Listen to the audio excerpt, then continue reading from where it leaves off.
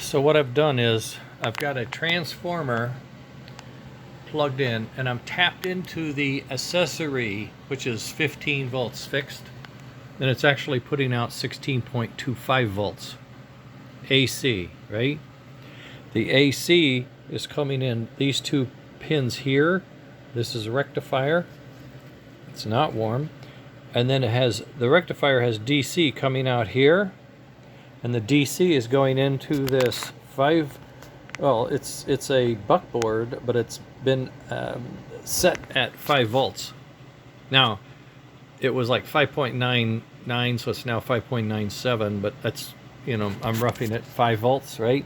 It's adjusted to 5 volts with 16 coming in, and that's the accessory. So all you would do is plug into the accessory and turn on. Let's try it. I'm going to turn off the transformer and then turn it back on.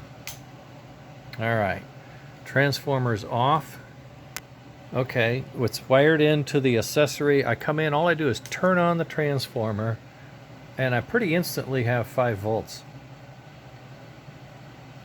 Now, I'm going to stop this, and my next experiment is going to be a potentiometer to see if I can bring the 5 volts down to 3 volts to run the motor. That's the question mark in this whole design phase thing that we're in, is how few parts can we use and how well will these parts perform in what we think they can do. So I'm going to build a little breadboard and put these parts together and run that test and report that back later. I'm going to go ahead and post this, so I suppose that way I won't lose it. But this proves out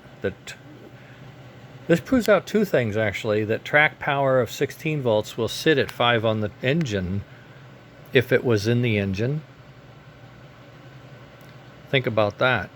That means if we had pulse width modulation with some kind of an ESP32 board controlling, we could run accessories to the track and have a consistent 5 volts at the engine. That's significant.